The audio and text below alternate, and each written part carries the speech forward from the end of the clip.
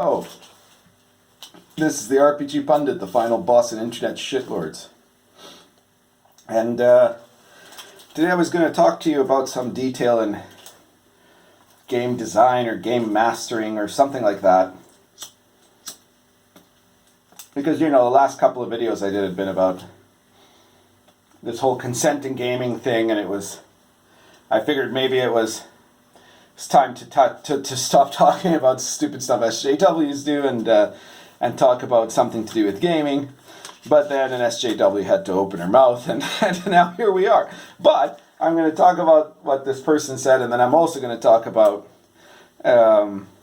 something about the game itself related to that. So how's that sound?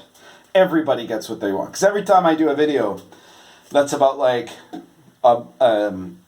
defying the D&D SJWs, I have people go, you know, I really like your articles on gaming a lot more.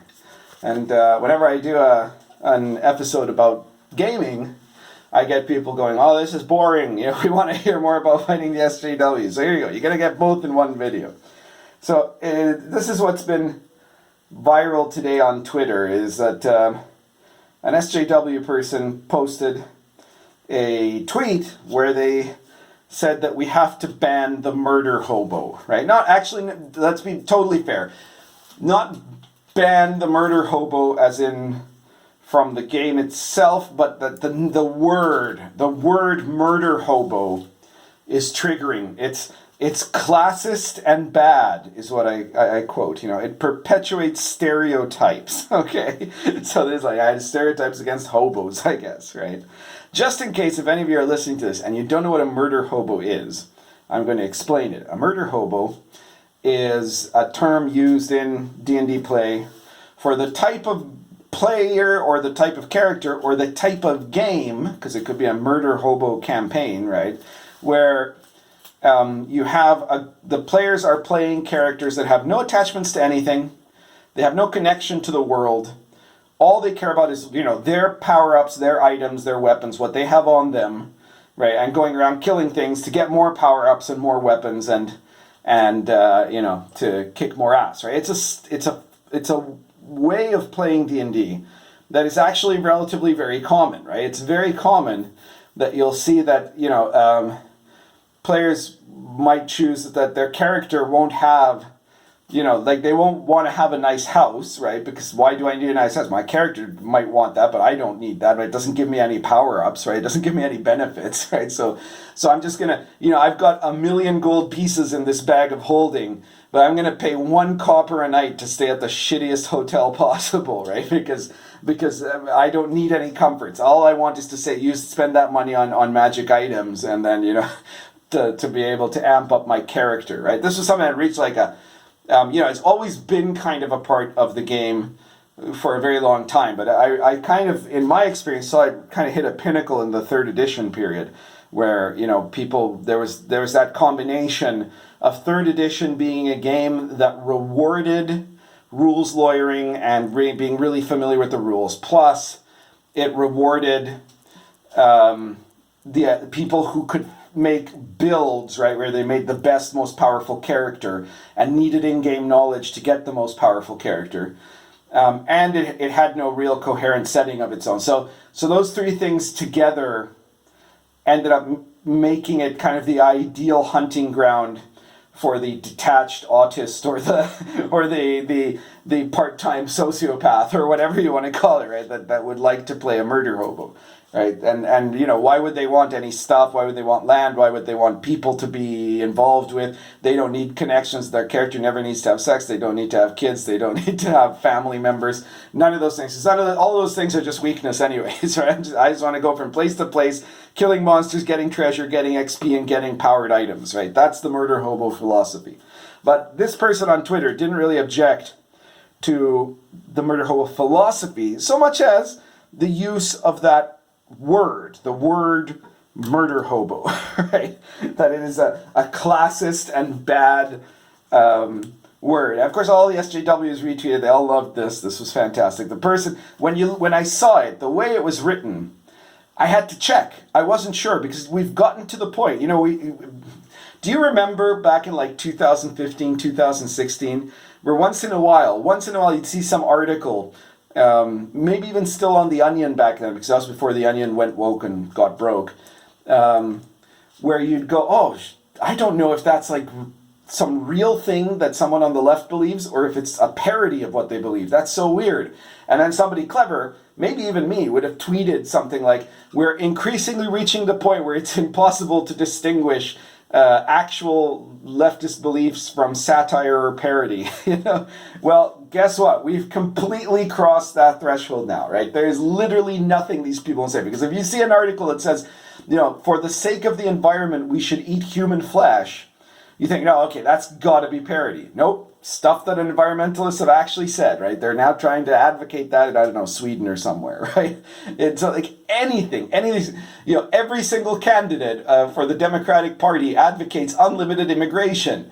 Okay, that's a parody. No, it's something that happened in the Democratic debates, right? Everything that people say that you can imagine, like there's nothing. You can't parody this anymore because it's so stupid what they say, right?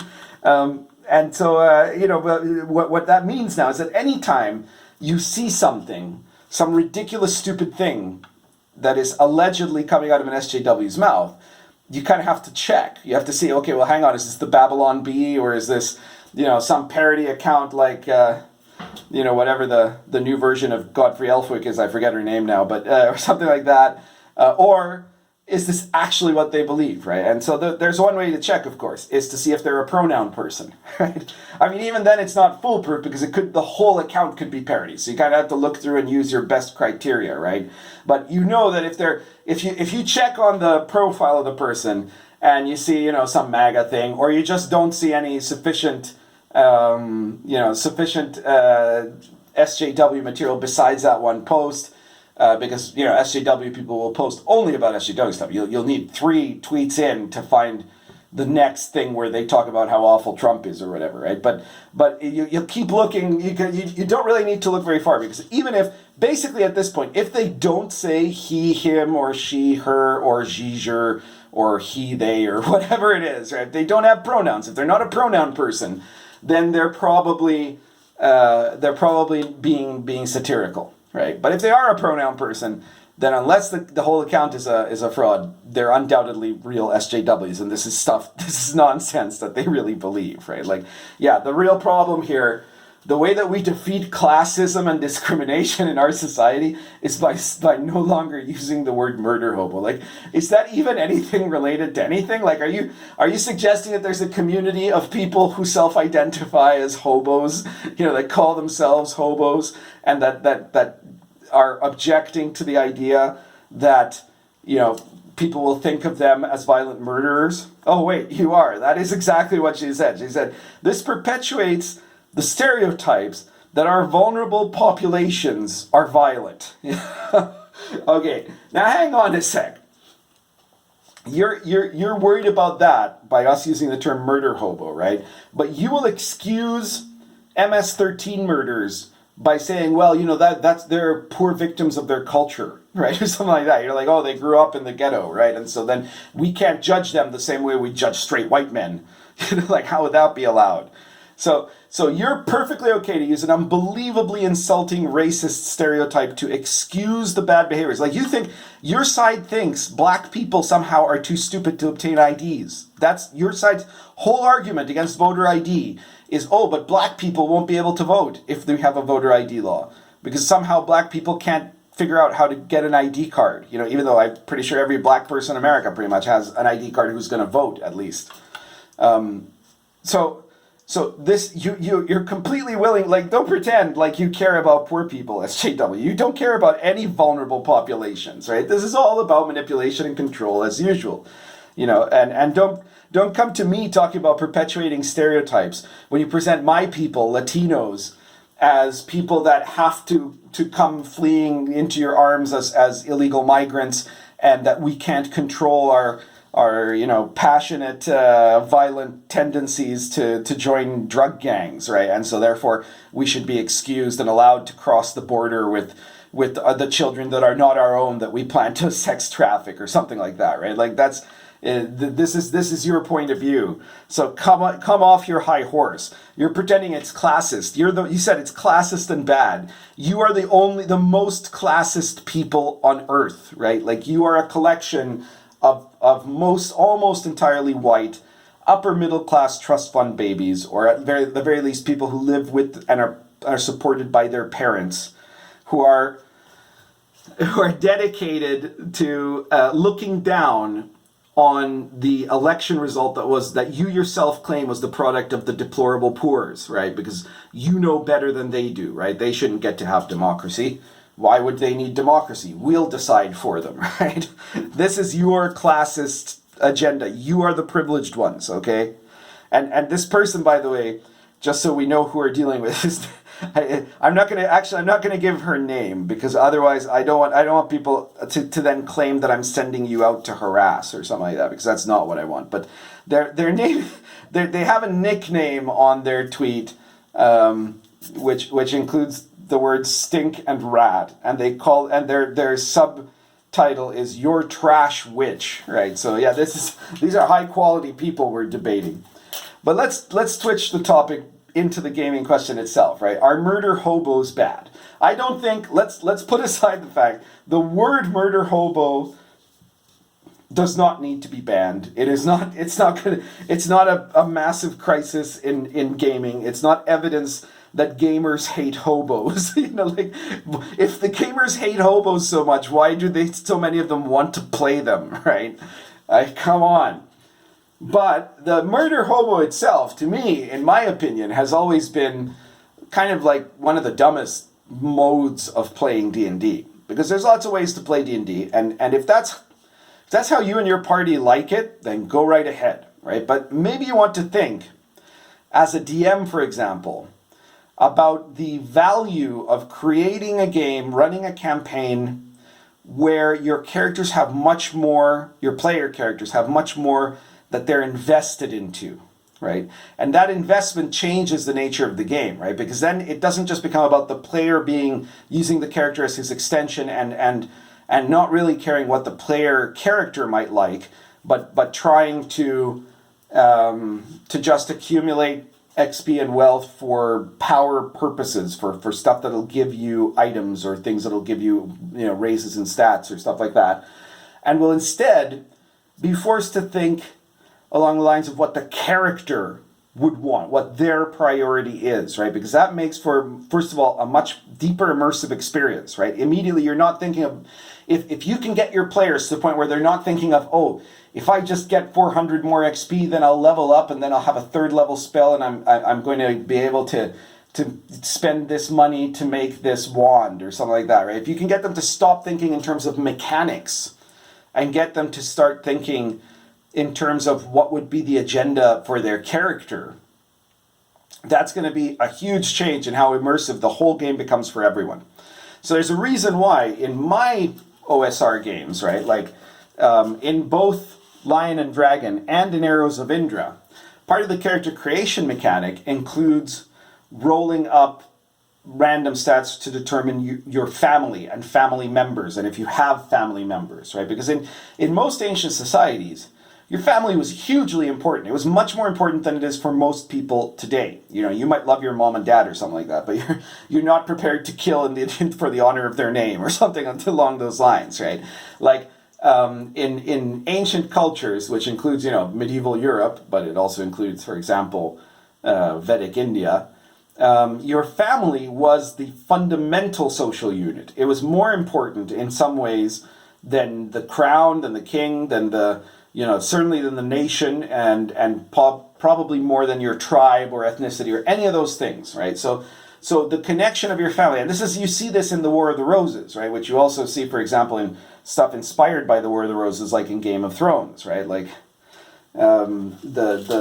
your name, the name that matters, that really matters, is not your first name; it's your last name, right? It's part of who you are, especially if you're an aristocrat, obviously.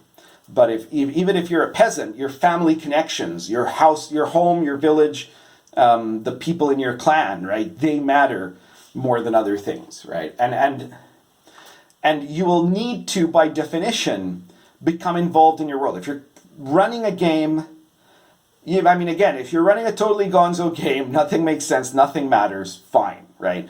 But running a game of any other kind, and especially the closer you get to authenticity, if you're going towards a medieval authentic game like Lion and Dragon, your character has to be invested because he has to have connections. Because what should happen in the game is that the character's connections and their alliances or enmities, or their contacts, or the people that are looking to favor them, or that they have favored, or people that they have spurned, are going to be the most important factors, right? It should be more important in a campaign, like a more valuable prize in a highly authentic campaign, to win the favor of an earl than to get 20,000 gold pieces, right? Like those are, that there would be no contest between those two of which would be the much better thing to have for your character. And so then your the ambitions that the player has have to be ambitions of the setting, not ambitions of the system. And the murder hobo is the ultimate version of the ambition of the system over the setting, right? The setting doesn't really matter. It's just a place for him to go kill stuff, to get XP, to get items, right? Or to get power-ups, or whatever else he's going to, equipment, whatever he's going to spend his money on. But if the setting matters more than the system to your player, then that means that you've created a fully immersive experience. And that's going to be, in many different ways, much more intense and enriching an experience than playing, if you're playing a pure murder hobo game, you might as well be running, like NetHack or Doom on your computer, right? It's going to be the same basic sort of experience, maybe with a few more options for the player, but it won't be a profoundly immersive world. So I'm not here to kill the word murder hobo, but I am here to suggest to you that you bury the use of the murder hobo in your campaign, right? That you consider whether you don't want to go deeper into a campaign where the setting is what matters more, right? So I guess that's everything today. If you like this video, please share it everywhere. Sharing the video is the best thing you could possibly do. Programming note, I will probably be doing a live stream on Sunday night, probably around, I don't know, 8:30 Central, something like that. I'll let people know on social media the time. If you don't follow me in social media, you really should. Look me up on Twitter or on Mewe. There's even a Facebook page. But yeah, so if you like this video, share it everywhere. If you haven't subscribed yet, please subscribe. And if you want to support me more than that, you can, there's a Patreon page and there's a PayPal button that you can see the link to in the description of this video, that you could send money directly if that's what you want. But I'd really suggest that you think about picking up my products, right? Whether it's my bigger books like Arrows of Indra or Lion and Dragon or Dark Albion or Cults of Chaos, or whether it's the RPG Pundit Presents series, which is my weekly serial of a source book or a setting book or an adventure book or a book of random tables or all sorts of stuff that is for OSR play. Half of them are medieval authentic, half of them are gonzo, and all of them are going to be something that you're going to find that costs you from a buck to maybe $4 or $5, depending on the size.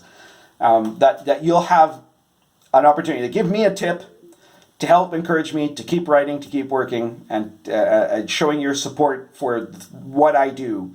But it'll also give you something that you can find and use in your campaign, right? That you'll be able to apply. And the latest issue of RPG Pundit Presents is, I think we're on 93 now. We're getting so close to 100. And it's called Weird Gonzo Organization. It's a collection of 10 different weird fantasy organizations that you can use to apply to your, gonzo or weird fantasy game. They vary a bit on just how weird they are.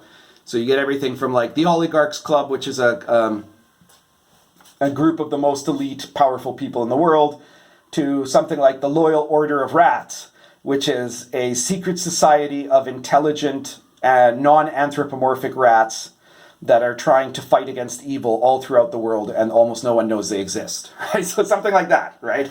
And you get descriptions of the group, their history, their membership, the challenges they're facing, their goals, etc., for you to incorporate into your campaign. And that one is pretty much a system-neutral book you could put into almost any fantasy game. And if you don't like that, though, you can just look back at the last couple of issues, and you're going to find totally different stuff, right? The Elven Tomb is a new adventure, a medieval authentic style adventure featuring a secret tomb that's discovered, a group of brigands and a dead wizard. Or else you've got well, before that, I'm not gonna remember now. So you're just gonna look it up. You'll find RPG Funded Presents and the link to the series of them below, and look through the titles, and you're gonna find stuff you like, and buy them all if you like. Although I will also comment that I've just heard from my publisher that the first compilation, which is going to consist of some of the earliest medieval authentic issues, not the Gonzo ones, the medieval authentic ones, is going to be put together. And it's going to be a big book. It's going to be over 200 pages, right? So you're going to get a lot of material there, and it'll be available in print. So those of you who have been waiting for the compilation, there's some good news for you. But anyways, yeah, support me any way you want. Throw money at me on Patreon, throw money at me on PayPal, or buy my products. But more important than that, subscribe, hit the notification bell, and especially share this video. Share it everywhere. Thank you very much. Currently smoking Lorenzetti Egg plus Blue Boar.